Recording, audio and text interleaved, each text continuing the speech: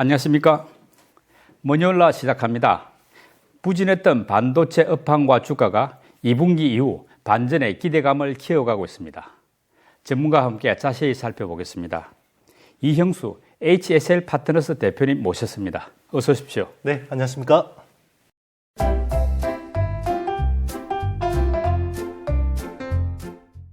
네. 체구가 상당히 크시네요. 네. 키가 190 가까이. 네, 87입니다. 그렇습니까? 예, 예. 어떻습니까? 간단히 자기소개부터 한번 하고 시작하겠습니다. 네네. 지금 IT 산업 분석을 주로 하고 있고요. 원래는 이제 기자 일을 10년 정도 했었습니다. 예. 예. 전자신문 기자로서 이제 스마트폰, 반도체 디스플레이 이런 산업들을 분석을 했고요. 그 뒤에는 이제 여의도 와서 투자업계에서 지금 한 7년째 분석하고 있습니다. 유튜버 IT의 신 이형수라는 채널을 운영하고 있고요. 그리고 최근에 책을 하나 냈습니다. 예, 지금 바로 써먹는 최강의 반도체 투자. 예, 신생 작가입니다. 예. 반도체 전문가시고 또 그 기자로서 현업 취재도 많이 했었으니까 오늘 토론의 기대가 무척 큽니다. 네, 최선을 다해보겠습니다. 예, 예. 이제 지금 2분기가 시작됐는데요. 어떻습니까? 그동안 반도체 재고 또 가격 이런 데서 상당히 투자자들 스트레스가 심했는데 지금 어떻게 좀 약간 반전의 기미가 좀 보입니까? 일단 반도체 업황은 최악인데 주가는 반응을 하고 있죠. 네. 왜냐하면 이제 보통 이 주가는 이 업황보다 6개월이나 9개월 선행을 해버리기 때문에 그런 건데요. 일단 지금은 최악이지만 2분기부터는 조금 이제 완만해지고 그리고 이제 하반기부터는 반등할 거라는 이제 기대감들이 주가에 녹아들고 있고요.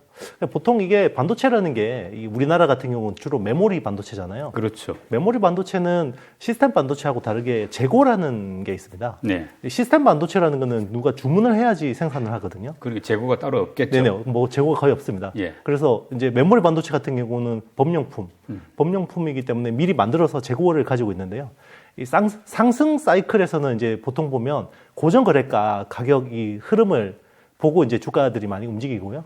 지금 같은 하락 사이클에서는 재고가 문제가 되거든요. 예. 그래서 재고가 피크를 찍고 감소하는 부분부터 주가가 굉장히 크게 이제 환호할 가능성이 높습니다. 어쨌든 지금 재고량이 이제 2분기부터 좀 올라가느냐, 좀 줄어들었냐, 여전히 이거 하고 또 가격이 또 어떻게 변화가 있느냐, 이 부분인데 쉽게 말하면 업황이 지금 2분기부터는 바닥을 경고할 것인가, 치고 나갈 것인가, 이 부분이지 않습니까? 어떤가요? 저도 이제 그동안은 굉장히 많은 반도체 사이클들을 봐왔는데, 이번 사이클처럼 굉장히 압축적으로 진행되는 사이클들은 처음 봤거든요. 네. 일단은 그 하락 사이클, 수요가 감소하는 폭이 역대급으로 빨랐고요. 예. 그만큼 반등하는 폭도 역대급으로 빠를 거라고 생각하고 있습니다. 그래서, 일단은 제일 이 업황에서 제일 어떻게 보면 민감한 쪽이 유통업체들이에요. 작년에 하반기부터 이 메모리 업황이 확 꺾어지기 시작했는데 그때 시장에다가 물량을 내던지기 시작한 게 메모리 유통업체들이었거든요. 그런데 최근에 보면 유통업체들이 내놓던 물량을 이제는 거의 중단하고 있습니다. 그래서 물량을 잠그고 있다는 거죠. 이게 아무래도 좀 반등에 대한 어떤 시그널이 될 수 있지 않을까 생각하고요. 다만 이제 공급업체들 재고는 아직까지 여전히 높은 수준입니다. 그런데도 지금 여러 반도체 중에서 그 스마트폰의 두뇌 역할을 하는 애플리케이션 프로세서 그리고 메모리 같은 경우는 아직까지 재고가 높은 수준인데 지금 그 차량 반도체나 그 MLCC 같은 수동 소자들이 피크 아웃을 했어요. 그렇기 때문에 이제 조만간 이쪽도 피크아웃을 하고 재고가 줄어들 거다라는 것들이 기대감이 이제 시장에 반영되고 있는 것 같습니다. 그러니까 시장은 그러는데 말하자면 이제 지금 적어도 재고라는 측면에서 지금은 거의 바닥은 왔다고 봐도 되겠다. 네네, 저는 그렇게 보고 있습니다. 예. 네. 그러니까 3분기에는 메모리 수요가 이제 공급을 넘어서면서 업황이 좀 살아날 것이다. 이런 식으로 이제 트렌드 포스가 전망을 했는데 이렇게 전망을 하게 된 어떤 계기나 어떤 배경 이게 있을 거 아닙니까? 어떤 근거에서 이렇게 전망을 했습니까? 보통 이제 과거의 하락 사이클에서는요, 이렇게 이제 보통 메모리 공급업체가 3개밖에 없잖아요. 이제 디램 놓고 보면 삼성전자, SK 하이닉스, 마이크론 3사밖에 없기 때문에 보통 이렇게 하락 사이클이 오면 이제 설비 투자를 줄입니다. 이제 캐펙스라고 하죠.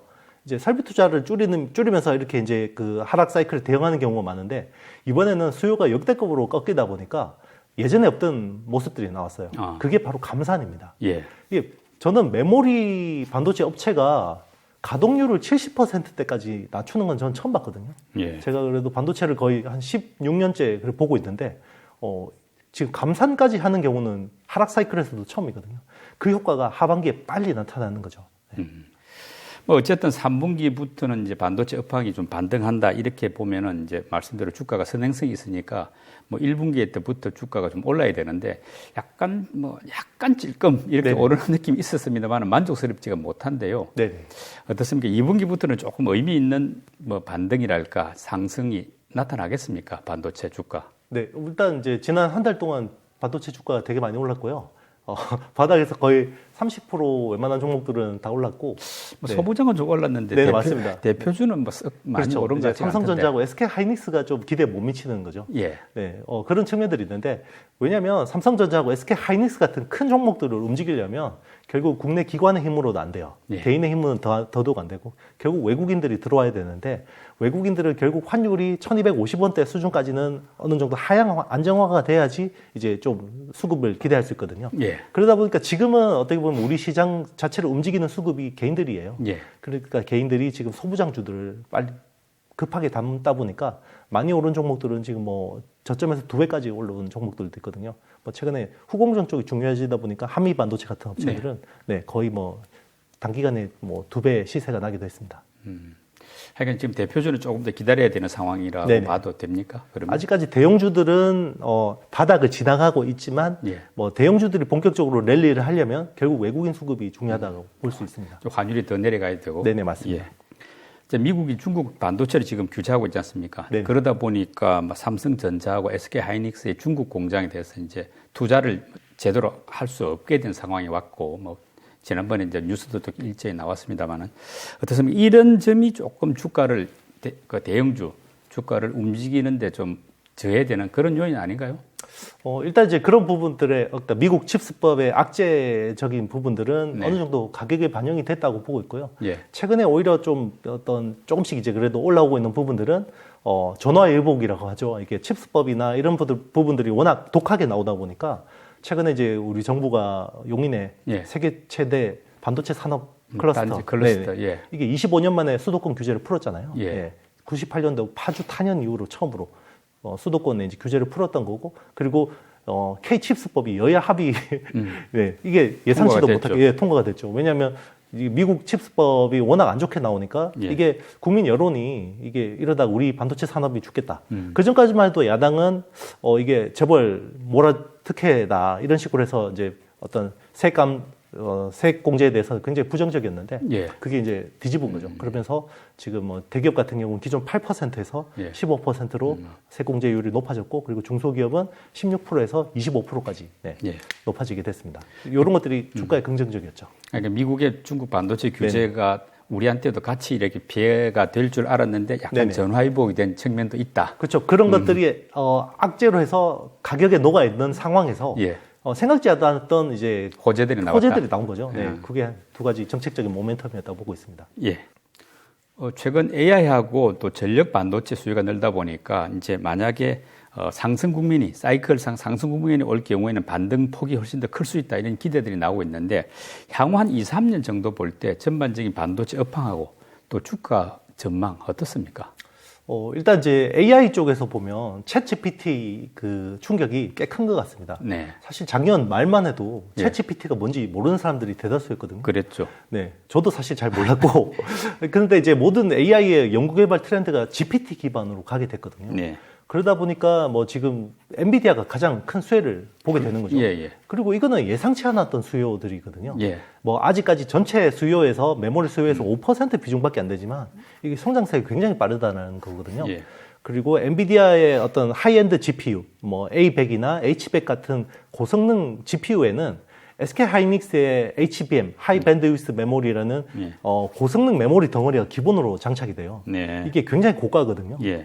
칩 자체도 몇 천만 원, 수천만 원인데 칩에 들어가는 HBM이라는 메모리 자체도 이게 1,500만 원, 2천만 원, 막 이런 수준이거든요. 예. 근데 여기 앞으로 굉장히 많이 성장할 거거든요. 이게 어떻게 보면 반도체 업황이 반등을 하게 되면 이게 이제 큰 힘이 된다라는 거죠. 어쩐 뭐 기대하지 않았던 네네. 새로운 먹거리가 하나 생겨난 셈이죠. 맞습니다. 네. 예. 그래서 새로운 수요에 대한 기대감. 네. 원래는 새로운 수요에 대한 기대감을 가장 기대했던 부분이 자율주행차, 네. 차량 반도체 쪽이었는데 이게 또 AI 쪽도 못지않게 이게 이제 큰 수요가 될 수 있는 가능성이 생긴 거죠. 예.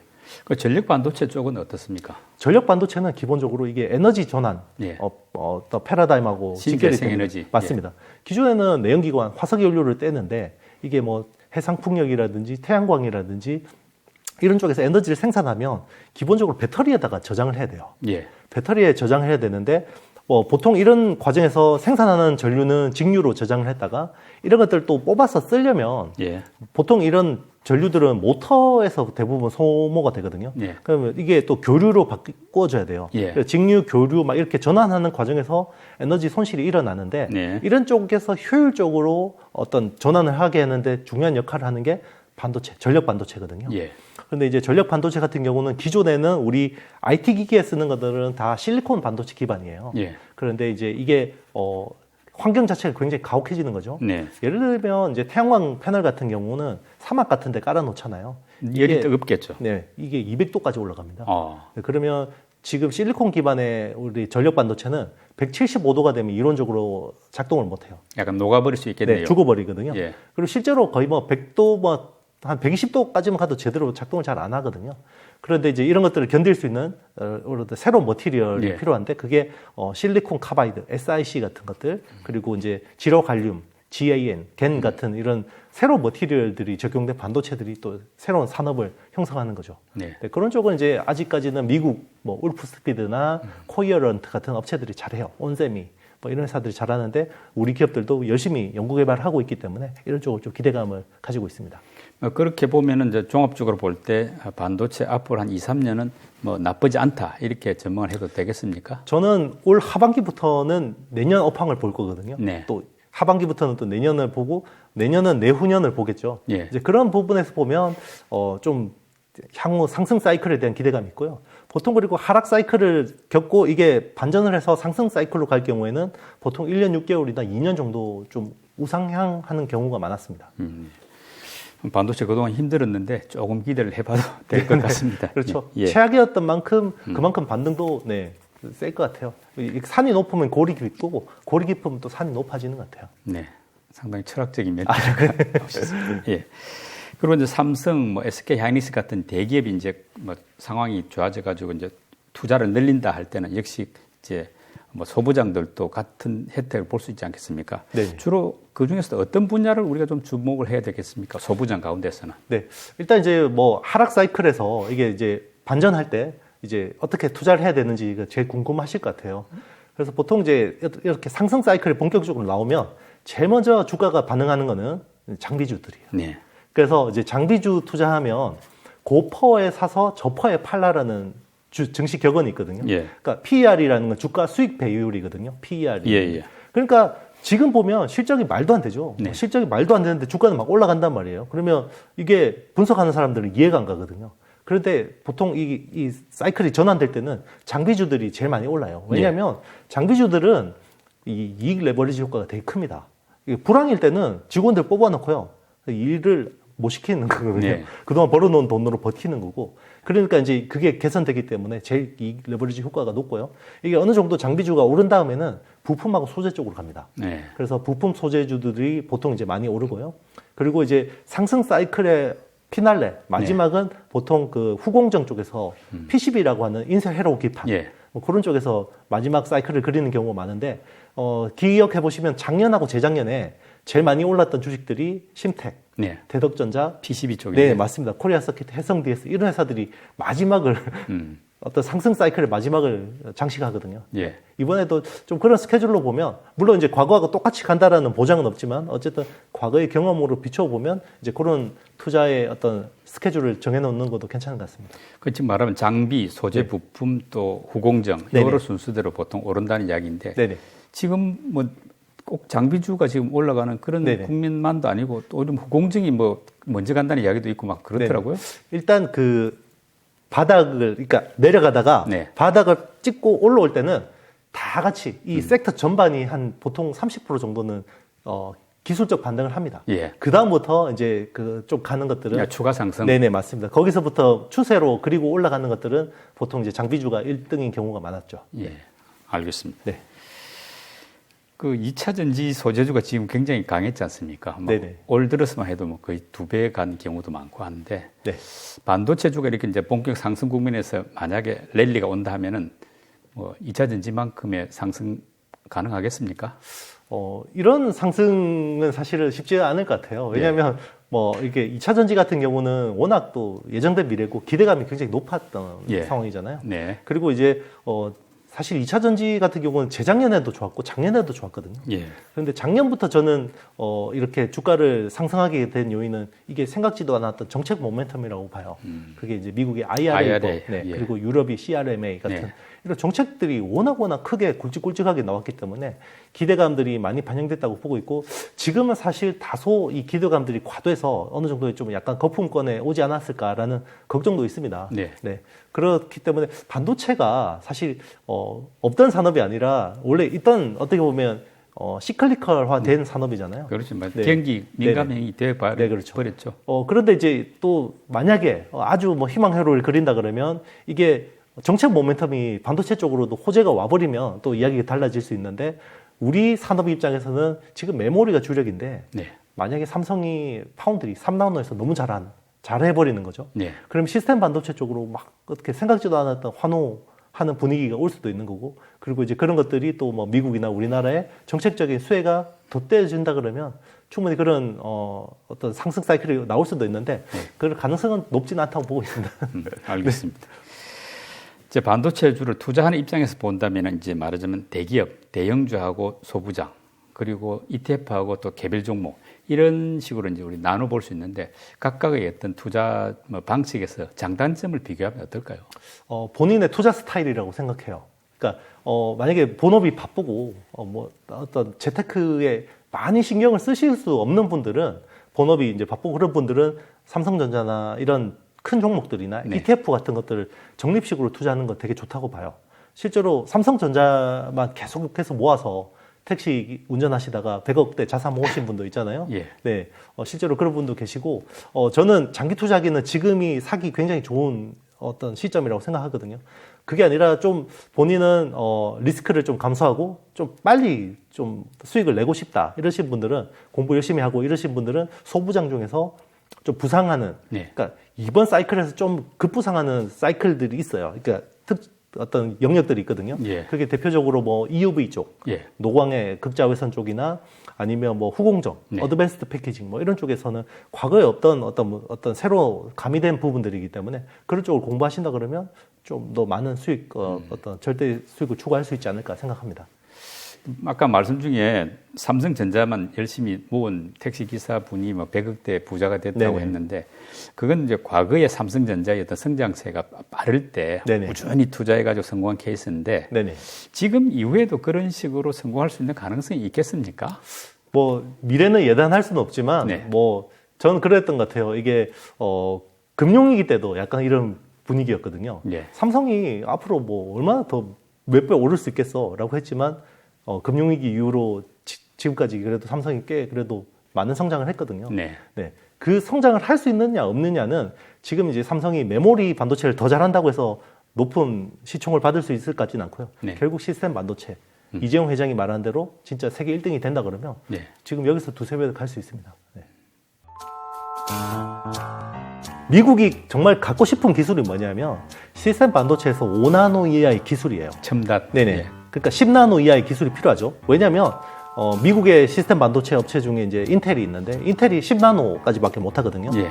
그런데 세계에서 10나노 이하의 10나노 미만의 기술을 가지고 있는 회사는 TSMC하고 삼성 파운드리 2개밖에 없어요. 예. 그래서